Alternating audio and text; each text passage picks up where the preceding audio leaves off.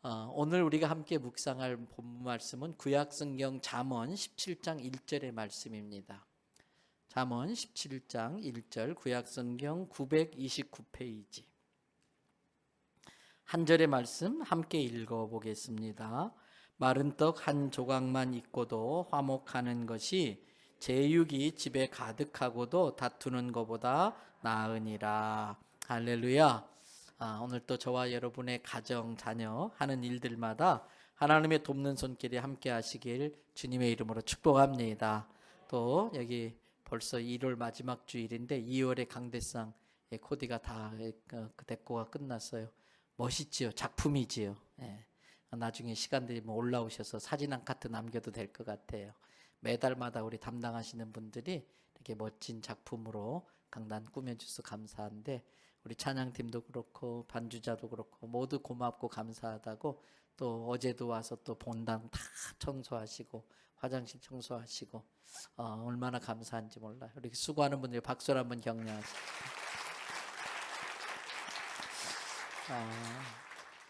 이 시간 저와 여러분의 가정, 자녀 하는 모든 일들마다 하나님의 돕는 손길로 함께 하시길 주님의 이름으로 축복합니다.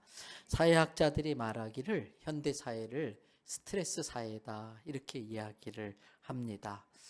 스트레스 때문에 다양한 질병에 걸리는 사람들이 많이 생겨나고 있습니다. 또 스트레스로 별거 아닌 것 가지고 다투는 일들이 많이 생기고 있습니다. 특별히 현대 사회가 도시화되다 보니까 도시로 사람들이 몰려들어서 아주 작은 그런 공간에 밀집도가 높아졌습니다. 그래서 많은 스트레스를 받습니다. 별거 아닌 것 가지고 층간소음으로 또는 주차 문제로 또 운전하다가 끼어드는 이런 문제 등 가지고 칼부림이 나는 그러한 시대를 삽니다. 그래서 사회학자들은 이 사회를 분노 사회다 이렇게 이야기도 합니다. 사람들이 이 스트레스 때문에 많이 힘들어하면서 어떻게 하면 이 스트레스를 해소할 수 있을까? 자기 나름대로 여러 가지 방법들을 이렇게 동원을 합니다. 어떤 사람은 술을 마셔서 스트레스를 풀려고 하는 사람들도 있습니다. 그런다고 풀리나요? 취해 있을 때는 모르지만은 몸도 상하고 맨정신 돌아오면 더 초라해지고 더 낙심되고 그러지요. 어떤 사람은 또 노래방에 가가지고 그냥 여러 사람의 귀를 괴롭게 만드는 사람도 있습니다. 막 땡꼬함을 질러가면서. 또 어떤 사람은 열심히 땀을 흘리면서 운동을 통해 스트레스를 풀려고 하는 사람들이 있습니다. 어떻게 보면 현대의 경제, 현대의 그 사업이라고 하는 그 대부분은 사람들의 스트레스를 해결해 주면서 돈을 버는 사업들이, 그러한 상품들이 대부분이라고 할 수 있을 겁니다. 예를 들면 요즘은 광고에 많이 나오대요. 안마의자 같은 거. 또 요즘은 누워 있어가지고 침대가 늘어났다 줄었다 하면서 뭐 몸을 마사지해 준다는 그런 기계도 많이 팔고 있고요. 요가 사업도 그렇고, 또 어떤 분이 그러더라고요. 목사님, 저 기장 쪽으로 쭉 가면은 바닷가에 아주 멋진 카페들이 많은데 저는 거의 가보질 못했습니다만은 한번 가보라고 그러더라고요. 그게 뭡니까? 그런 바다 보이는 좋은 데 와서 좀 힐링하고 가라고, 스트레스 풀고 가라고 그러한 사업들이 번창하고 있습니다. 그런데 아이러니한 것은 다른 사람의 스트레스를 풀어주는 사업을 하고 그런 상품을 개발하느라고 또 스트레스 받는 사람들이 많다는 거예요. 다른 사람 스트레스 풀어주느라고 또 스트레스 받는 사람들이 많아요. 결국 이 세상은 그 어디에도 또 그 무엇으로도 근본적으로 스트레스를 풀어줄 수 있는 곳은 없다는 뜻인 것입니다. 이유는 간단합니다. 스트레스를 푸는 접근 방식이 잘못됐기 때문에 그렇습니다. 스트레스를 푸는 방법은 뭘까? 성경이 그 답을 주고 있습니다. 우리가 이미 잘 알고 또 외우고 있는 말씀 중에 신약성경 요한삼서 1장 2절에 나오는 말씀이죠. 이 말씀에 답이 있어요. 우리 같이 한번 이 말씀 읽어보십시다. 사랑하는 자여, 내 영혼이 잘됨같이 내가 범사에 잘되고 강건하기를 내가 간구하노라. 그렇습니다. 사람은 영적인 존재입니다. 영적인 존재이기 때문에 영혼이 먼저 편안해야 돼요. 영혼이 잘 되어야 돼요.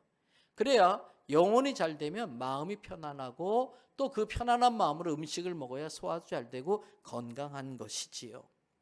하나님을 믿는 사람이 없는 사람은 고아나 마찬가지예요. 육신의 부모는 있지만 육신의 부모는 생명을 물려준 분이지 만드신 분은 아닙니다. 생명을 처음 만드신 분이 우리에게 생명을 주시는 거지요. 부모를 통해 가지고. 그 생명을 주신 분을 하나님으로 믿으면 하나님과 나 사이에는 촌수가 생겨서 하나님이 내 아버지가 되고 나는 하나님의 자녀가 됩니다. 이 믿음이 없는 사람은 고아나 마찬가지입니다. 고아는 자기가 스스로 모든 삶에 필요한 것들을 해결해야 됩니다. 먹거리도 해결해야 되고 생활비도 해결해야 되고. 그러나 부모가 있는 자식은 그건 부모의 몫이지 자식의 몫이 아닙니다. 그래서 하나님을 믿지 않으면 영혼이 잘 되질 않아요. 여러분, 마음이 편안한 상태에서 음식을 먹어야 되는데 마음이 불안해요. 왜? 믿음이 없으면 불안해요. 하나님을 믿는 믿음이 없으니까 늘 그와 같은 심정으로 자기 인생의 문제를 스스로 해결하려고 하다 보니까 스트레스를 받으면서 살 수밖에 없어요. 그런 상태에서 음식을 먹으면 몸에 문제가 생깁니다. 저는 의사도 아니고 전문가도 아니라 잘 모릅니다만 주변에 의사들도 많이 있고 그러다 보니까 자주 듣는 이야기예요. 불안한 상태에서 음식을 먹으면 잘 체한다고 그럽니다. 극심한 스트레스 상황에서 음식을 먹으면 소화 기능이 떨어지기 때문에 그렇지요. 그래서 우리가 스트레스를 받으면 몸이 긴장을 한다고 합니다. 긴장한다는 게 뭡니까? 근육이 굳어가는 거예요. 나도 모르는 사이 온몸에 힘이 들어가면서 근육이 굳어갑니다.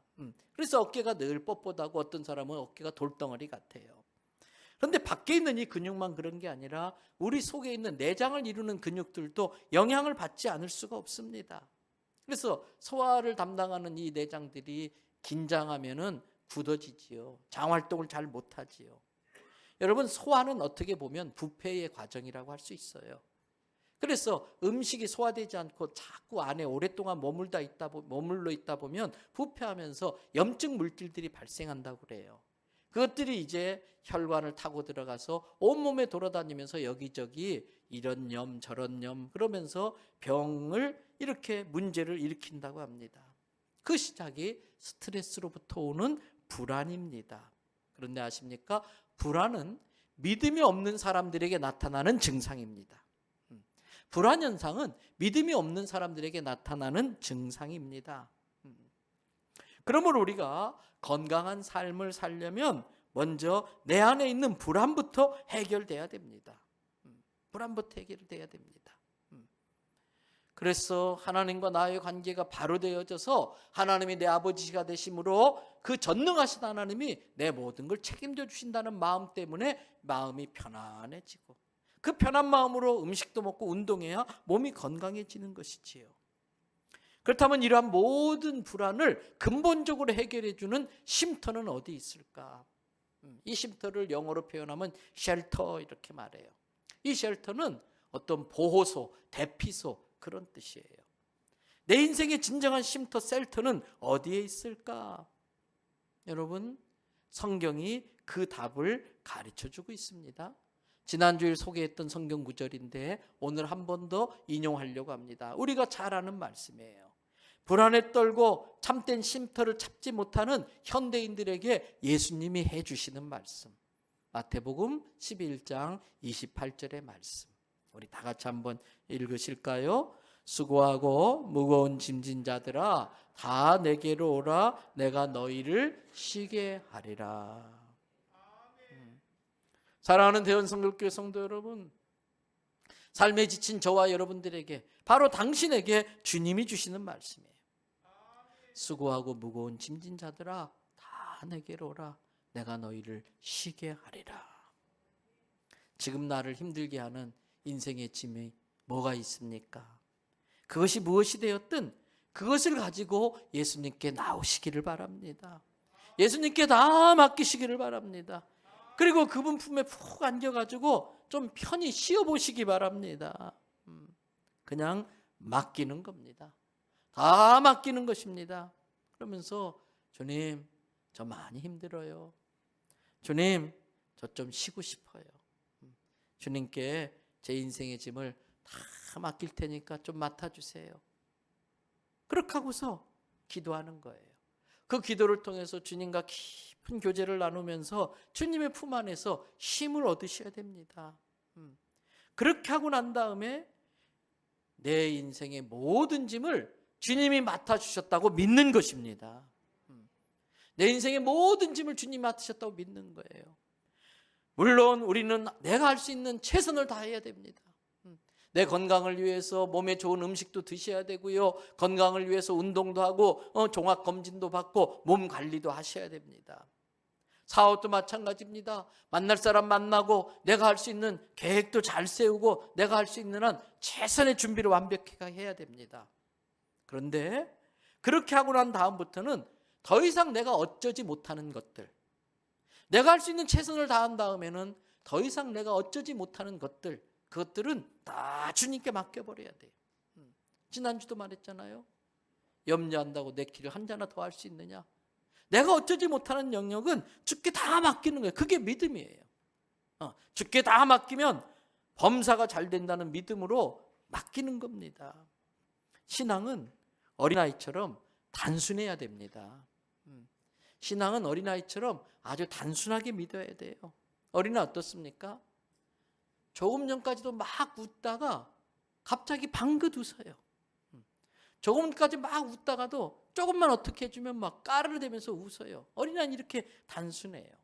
그래서 예수님은 마태복음 18장 3절에서 이렇게 말씀했어요. 또 한번 읽어볼까요? 이르시되 진실로 너희에게 이르노니 너희가 돌이켜 어린아이들과 같이 되지 아니하면 결단코 천국에 들어가지 못하리라. 천국은 우리가 죽어서 가는 영혼의 천국도 있습니다만은 천국은 육신을 입고 사는 이 땅에서도 우리가 누릴 수도 있고 빼앗길 수도 있어요.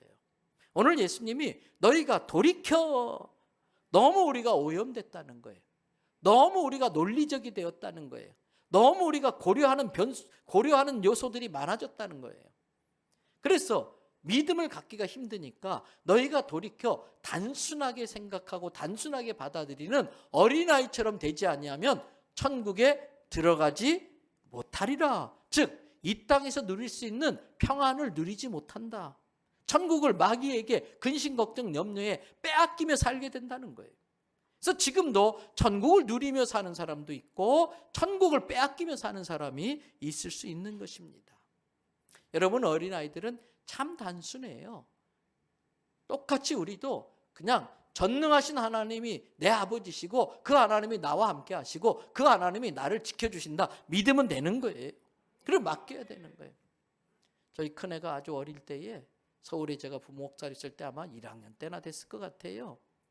저랑 예배 마치고 집에 가는데 갑자기 아빠 잠깐 있어봐 그러더니 앞에 가는 자기보다 훨씬 더 큰 애예요. 한 4학년이나 5학년 됐을까? 발로 뻥 차고 오는 거예요. 야, 너 왜 그래? 그랬더니 저 형이 지난번에 자기를 때렸대요. 그래서 복수하고 왔대요. 야 임마, 네가 항상 아빠랑 다니는 게 아닌데 너 혼자 다닐 때 저 형한테 걸리면 어떡하려고 그래? 아이들은 단순하니까 그거 생각 못해요. 그래서 안 되겠다 싶어서 제가 그 아이랑 같이 데리고 슈퍼마켓 가서 맛있는 거 사 먹이면서 아이 동생 좀 잘 데리고 놀으라고 그렇게 이야기를 한 적이 있어요. 여러분, 나중에 어찌 되든 말든 지금 아버지 내 옆에 있으니까 발로 한번 차고 마는 거예요. 그게 어린아이의 믿음이에요. 우리에게도 이런 단순 담백한 믿음이 있으시길 바랍니다. 여러분, 이 어린아이 같은 믿음을 갖고 사는 사람들이 모인 곳이 교회가 되어야 됩니다. 어린아이와 같은 믿음을 갖고 사는 사람들이 모인 곳이 교회가 되어야 돼요. 그런데 가끔 이 교회도 미성숙하고 또 믿음 있는 척 흉내만 내는 그 사람들 때문에 스트레스를 주기도 하지만 진짜 교회는 정말 예수님 믿고 변화되어져서 정말 예수님을 닮고 진짜 예수님 믿는 사람들로 모인 곳이 진짜 교회이고 그게 건강한 교회입니다.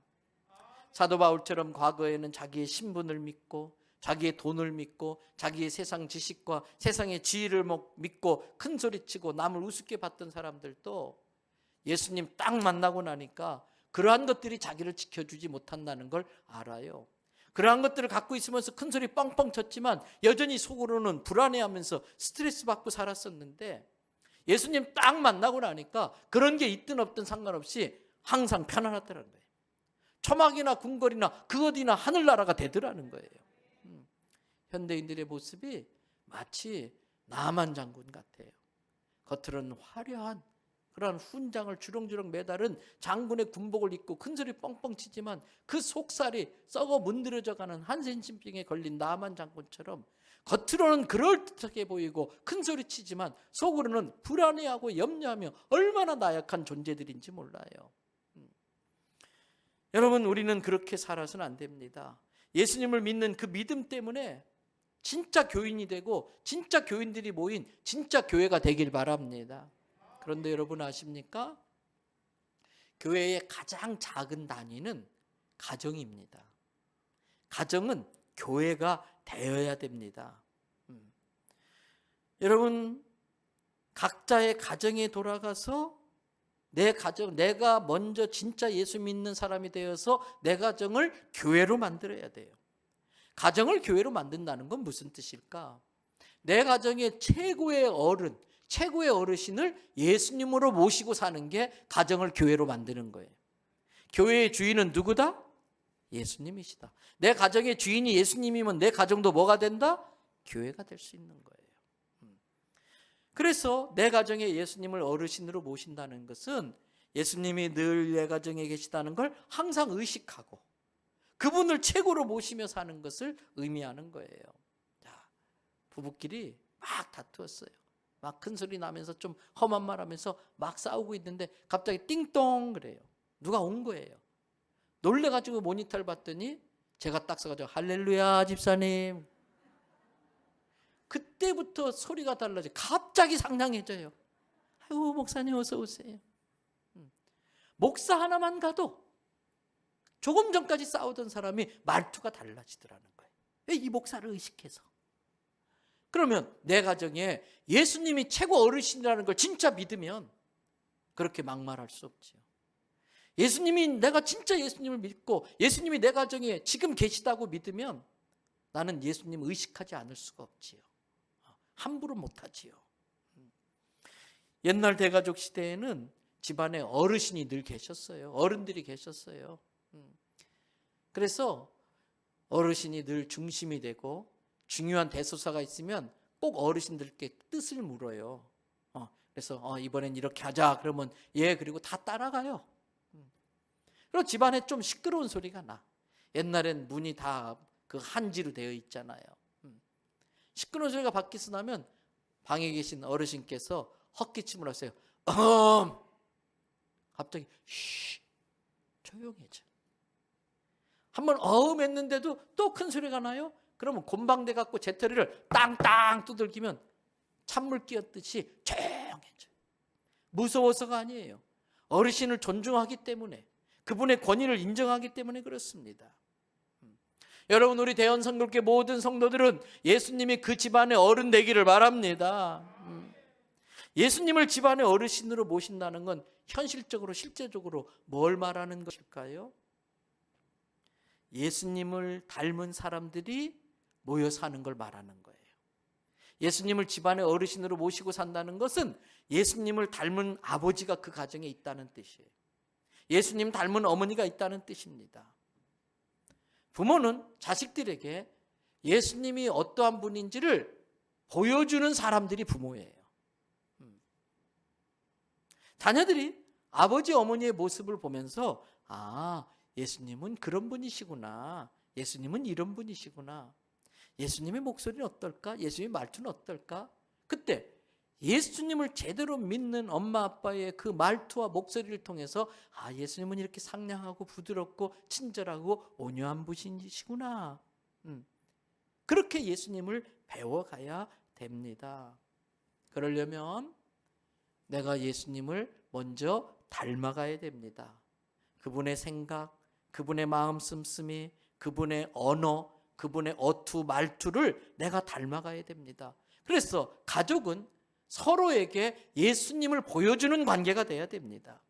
그러면 그 가정은 진짜 교회가 됩니다. 진짜 교회가 된 그 가정은 세상에서 받을 수밖에 없는 스트레스를 다 풀어주는 능력을 갖게 됩니다. 아무리 밖에서 스트레스 받고 왔다 할지라도 그런 가정에 딱 들어가면 그날의 스트레스가 다 해소돼. 남편이 되면 아이고 여보 오늘 때 애쓰셨어요. 우리를 이렇게 먹여 살리려고 얼마나 수고하셨어요. 얼마나 고생하셨어요. 어서 오십시오. 그러면 싹 스트레스 풀어져. 아이고 여보 고마워. 알아봐줘서 고마워. 당신도 애썼어. 아이고 이렇게 청소하느라고 수고했네. 너네들도 공부하느라고 얼마나 애썼냐. 아이고 수고했다. 다 모여라. 우리 같이 기도하고 밥 먹자.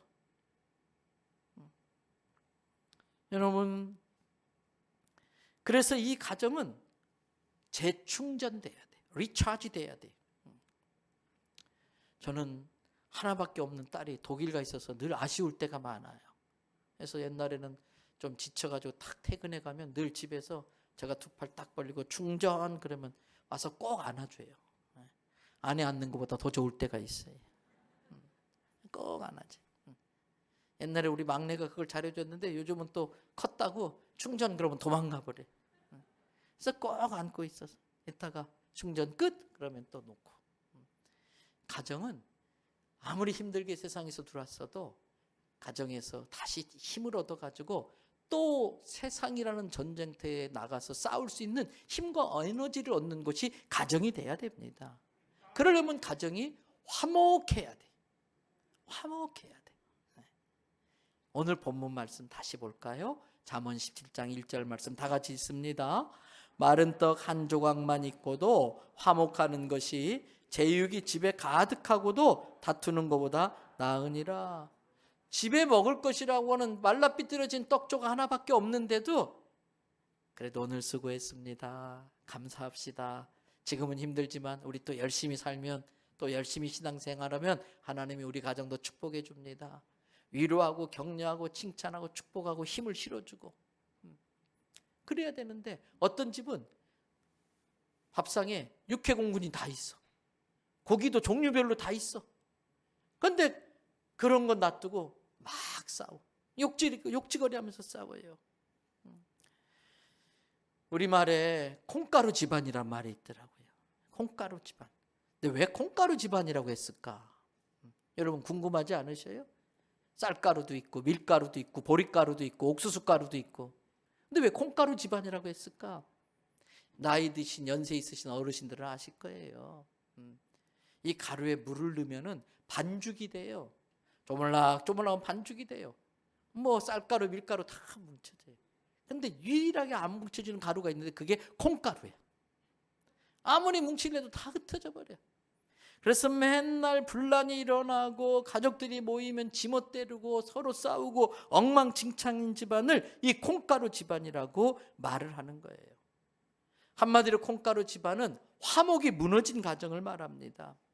그러한 가정은 맨날 그냥 다투고 그냥 풍랑이는 바다처럼 막 정신없고 원망과 불평이 가득하고 이런 가정은 지옥이 다른 데 있는 게 아니에요. 집이 막 가고 싶고 들어가고 싶어야지 집에 들어가려고 하면 막 발걸음이 무겁고 어디 딴 데 셀 데 없나. 집에 들어가봤자 뻔해 또 막 스트레스 받고 그럴 것 같으면은 안 들어가요.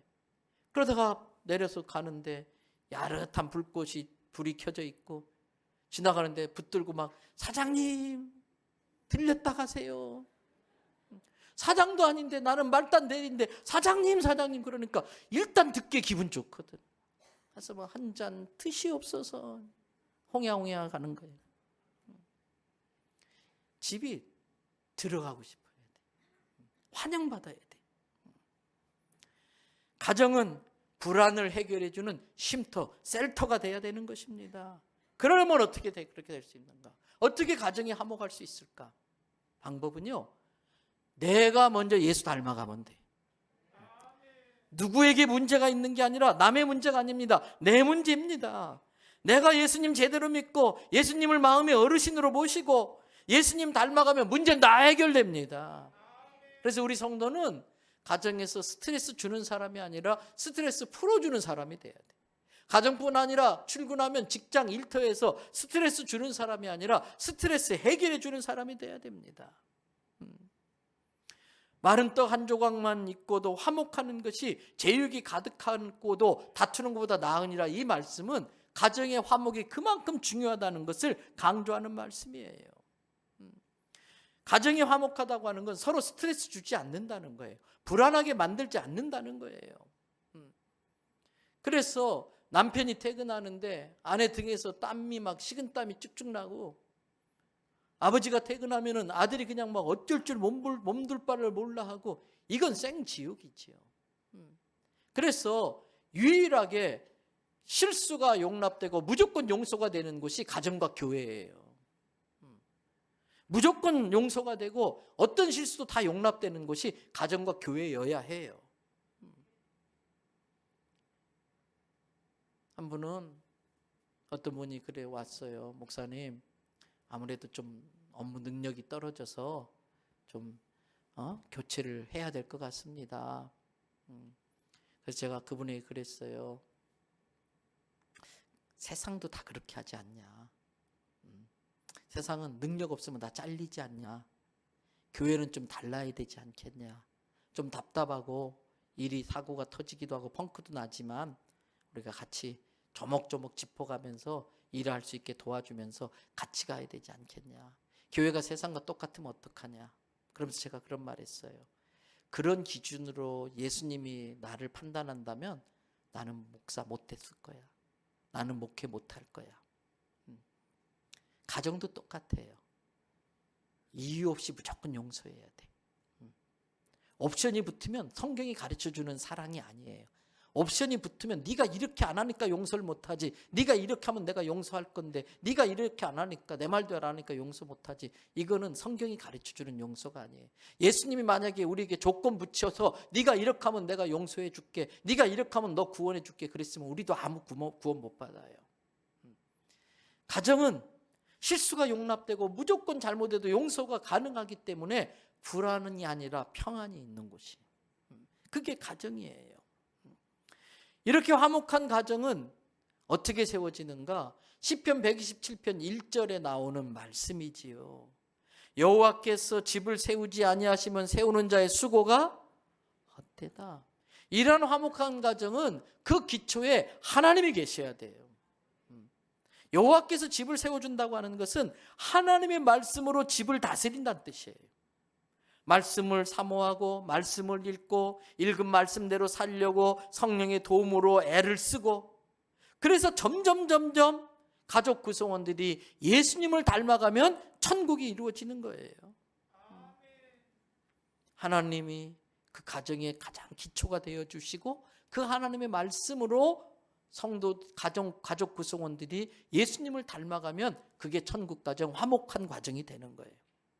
동시에 그러면서 그 가정이 정말 천국 가정이 되려면 많은 기도가 있어야 돼요. 하나님께 은혜를 구하는 가정을 주님의 손에 자꾸 올려드리면서 하나님 우리 가정을 세워주십시오. 하나님 우리 가정의 자녀들을 축복하여 주십시오. 기도가 자꾸 올라가야 돼요. 여러분, 초등학생, 중학생, 고등학생 대립 아직 있는 그 가정은 다니엘 학습법이라는 책을 한번 사서 읽어보고 아이들에게 한번 읽혀보세요. 손자 손녀들에게도 그렇게 가르쳐 보세요. 이 책을 쓰신 분이 김동환 목사님이라는 분이에요. 근데 이 김 목사님의 집은요,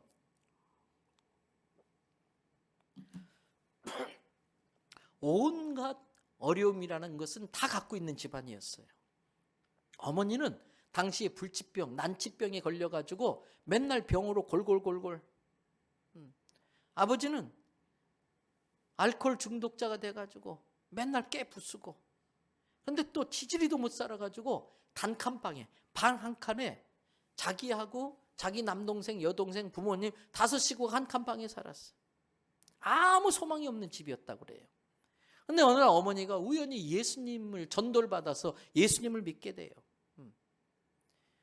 그러면서 이분이 예수님을 믿은 이후에 기도를 받고 그 병이 낫게 돼요.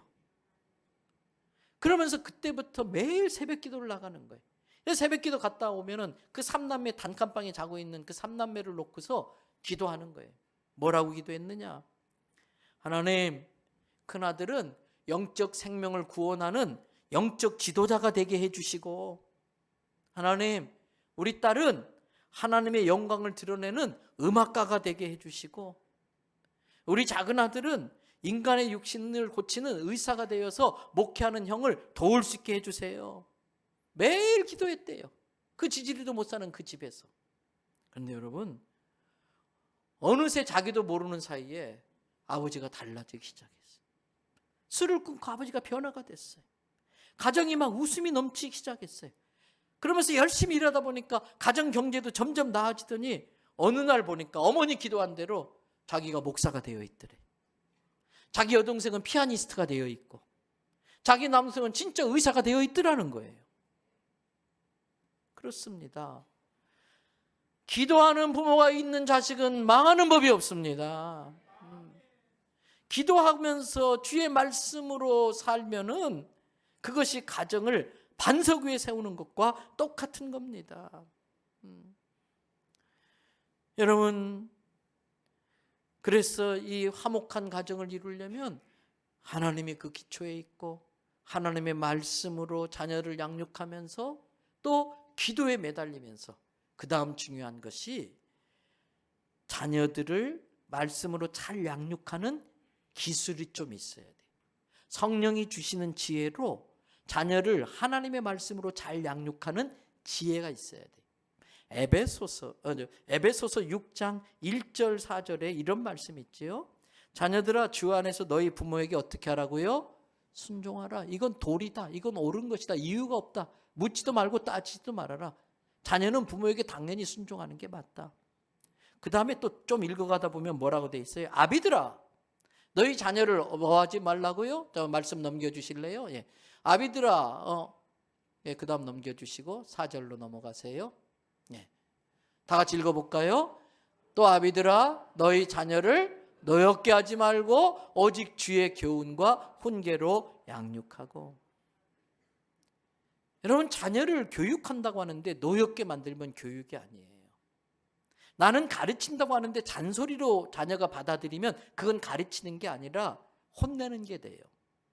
그래서 주의 말씀으로, 주의 교훈으로, 교훈과 훈계로 양육한다고 하는 의미는 주님의 말씀을 자녀들이 알아듣게 지혜롭게 잘 풀어내는 거예요. 이걸 뭐라고 하느냐? 지혜로운 대화라고 그러는 거예요. 현대사회는 가족끼리 대화를 하지 못하게 너무나 많은 방해거리를 갖고 있어요. 늘 텔레비 앞에 구장창 있는 것도 좋은 건 아닌데, 그래도 옛날에는 온 가족이 텔레비 보기 위해서라도 한 자리에 모이는 때가 있었어요. 근데 요즘은 들어오면 다 방으로 들어가요. 요만한 그 창 보고 부모도 안 보이고 엄마도 안 보이고 아빠도 안 보이고 자식도 안 보이고 요것만 들여다보고 있어요. 그러니까 대화할 새가 없어요. 서로 사랑을 표현할 수 있는 기회도 없어요. 때문에 우리는 성령님이 주시는 지혜를 가지고 자녀들과 함께 또는 부부끼리 서로 소통하고 대화할 수 있는 그 장을 마련해야 돼요. 의도적으로 하지 않으면 어느새 내 아이들은 다 품을 떠나버려요. 다시 자식 입장으로 가버려요. 그래서 자식들이 내 품에 있을 때에 신앙적인 대화를 하고 하나님의 말씀을 전해주고 하는 시간이 꼭 있어야 됩니다. 그래서 전에 SBS라는 방송국에서 프로를 가지고 책을 만들었던 밥상머리의 기적이라는 게 있었어요. 그 책이 있어요. 이 밥상머리의 기적이라는 책에는 대화가 참 중요하다 그러면서 대화할 때에 좀 유의해야 될 것 몇 가지를 이렇게 소개한 게 있는데, 그 중에 하나가 대답을 기대하지 말고 질문해라. 부모들이 자식들한테 대답을 하지 않아도 대답을 기대하지 말고 질문하라는 거예요. 우리 막내도요, 사춘기 지금 끝자락을 보내고 있는데 딱 밖에 나갔다 들으면 왔냐? 잘 다녀왔어? 그러면 끝이에요, 끝. 밥 먹었냐? 이 끝이에요, 끝. 이 자식이 대답 똑바로 못해? 이러면 이제 난리가 나는 거지요. 그러려니 상점 모시고 산다 생각하면 돼. 대답을 기대하지 말고 그래도 계속 물으라는 거예요. 오늘 학교 생활 어땠니? 그래서 관심을 갖고 계속 관심을 갖고 있다는 걸 알게 해주라는 거예요. 두 번째는 공감하는 대화를 하라는 거예요. 공감하는 대화. 나는 대화한다고 하는데 상대방에게 그게 잔소리 들리고 자기 말만 하는 걸로 들리면 그건 대화가 아니야. 대화는 커뮤니케이션, 함께 왔다 갔다 하는 게 대화인데 일방적으로 자기 이야기를 해요. 그래서 목사니까 가끔 상담들을 많이 하잖아요. 그때 상담할 때 그런 이야기도 해요. 대화할 때 정 어려우면 모래시계를 하나 좀 사라. 3분짜리 모래시계를 사라. 그래서 이번에는 남편 차례 모래시계 딱 엎여놓고 모래 다 떨어질 때까지만 말하는 거예요. 할 말 다 못했어도 모래가 딱 떨어지면 스톱. 그리고 다시 뒤집어 놓고 이번엔 아내 차례. 할 말 다 못했어도 스톱. 그런데 이때 중요한 것은 상대가 뭘 말하려고 하는지를 들으려고 해야 한다는 거예요. 상대가 말하는 3분 동안 내가 받아치려고 내 할 말만 준비하고 있으면 그건 말을 안 듣는 거예요. 안 들으니까 상대가 뭘 말하는지 모르니까 자꾸 부딪히는 거지요. 그래서 그러한 대화에 지혜가 필요해요. 그러면서 대화할 때에 공감, 리액션이 필요해요. 저도 이런 것들이 많이 약해요. 많이 부족해요. 저도 아이들과 이런 대화의 문제를 갖고 있어요. 그러나 이러한 말씀을 들으면서 우리 자신을 돌아보고 배우자는 거예요. 고쳐보자는 거예요. 공감을 잘해줘야 돼요. 제가 만났던 분 중에 부산에 오시면 꼭 들려주시는 하와이 코나 열방대학의 예수전단 열방대학의 독수리학교 교장인 마크한 목사님이 계세요. 우리 교회에서도 가끔 말씀을 전하셨죠. 이 마크한 목사님하고 대화하면요 대화가 잘 돼. 왜 그런가 봤더니 자기 부인이 대화를 할 때도 그분이 늘 하는 게 awesome. 영어로 와 놀랍네요. awesome. wonderful. 어떻게 그런 일이. 막 그렇게 리액션을 쳐주니까 말하는 사람이 신나는 거예요. 여러분 상대가 뭘 말하려는지를 잘 들으려고 하고 거기에 반응을 보여줘야 되는 거예요. 그러면서 이제 대화하면서 상대의 관심사를 대화로 끌어내야 되고 또 해야 될 주제가 있다면 내 말을 하려고 하지 말고 주입시키려고 하지 말고 고쳐주고 바로잡으려고 하지 말고 상대가 그것에 대해서 어떻게 생각하는지를 들으려고만 하는 거예요. 그러다 보면 말하다가 스스로 깨달아서 고쳐진다는 거예요. 그래서 화목한 가정의 화목이 참 중요한데 화목한 가정을 이루는 중요한 것이 대화법이라는 거예요. 많은 경우에 말이 화근이 돼서 사단이 되는 경우들이 많기 때문이라는 거예요. 이제 말씀을 마무리합니다. 어느 가정에 옛날이죠. 옛날에는 무쇠밥솥에 이렇게 불을 떼서 밥하던 그 시절이었던 것 같아요. 며느리가 새로 들어왔어요. 시어머니가 이제 며느리 데리고 부엌에 가서 이 무쇠가마 밥솥에다가 쌀을 넣고 물을 붓고 밥을 딱 이렇게 앉혀놓고서 얘야 여기 불 좀 떼라. 그러고서 잠시 나갔다 왔어요. 이 세댁은 밥솥에 그 무쇠솥에 불 떼서 밥을 해본 경험이 없으니까 시어머니 시키는 대로 밥물이 넘치는 줄도 모르고 있는 나무를 다 갖다 지려 넣고 뗀 거예요. 갑자기 쫙 소리가 나더니 무쇠솥이 깨져버렸네. 놀래가지고 그냥 주저앉아 버리니까 그 소리에 시어머니가 놀래서 왔다가 그 상황을 본 거예요. 그러면서 하는 이야기가 아이고 아가야 안 다쳤냐? 아이고 내가 물을 적게 부어서 이렇게 됐구나. 물을 적게 부어서 이렇게 됐구나. 아직까지 솥이야 깨지면 어떠냐. 또 사면 되지. 그리고 밥이야 또 하면 되지. 그럼 달래는 거예요. 지나가다가 그것을 본 시아버지가 들었더니 아이고 내가 어제 부엌에다가 뗄감 나무를 너무 많이 갖다 놔서 이렇게 됐구만. 뗄 만큼만 갖다 놔야 되는데 너무 많이 갖다 놔서 그걸 다 떼서 이렇게 됐구만. 아이고 내 탓이요. 아가야 괜찮냐. 지나가던 남편이 그걸 본 거예요. 그러더니 아이고 제가 물을 적게 길러와가지고서 물을 넣을 물이 없어서 이렇게 됐네요. 다음부터는 물을 충분히 길러오겠습니다. 다 끝난 거예요. 아니 나는 그깟 불도 못 떼니? 이 솥이 얼마짜린데? 아이고 미련 멍텅이 그 나무를 다 집어넣어? 그러면 깨지는 거예요. 깨지는 거예요. 손만 깨진 게 아니라 가정이 깨지고 마는 거예요. 여러분 똑같은 상황이지만 내가 어떻게 말하느냐에 따라서 완전히 천국이 되고 지옥이 되기도 하는 거예요. 잠언 15장 17절 말씀 다 같이 읽습니다. 채소를 먹으며 서로 사랑하는 것이 살찐 소를 먹으며 서로 미워하는 것보다 나으니라. 이제 설 명절 연휴가 시작됐어요. 온 가족들이 함께 모일 거예요. 이때에 그 모임이 편안해야 돼. 불안하면 안 돼. 며느리도 시어머니도 자식도 부모도 편안해야 돼. 가정이 셀터, 쉼터가 돼야 돼. 그러려면 우리의 최고 어르신은 누구시다? 예수님이시다. 그 예수님이 최고 어르시다는 걸 어떻게 보여주느냐? 내가 예수님 닮아가야 돼. 예수님의 말투, 예수님의 언어, 예수님의 성품으로. 문제는 내가 문제일 뿐이지. 나만 달라지면 되지. 그래서 가정을 모든 사람이 세임을 없는 쉼터로, 쉘터로, 천국으로 만들 수 있기를 주님의 이름으로 축복합니다.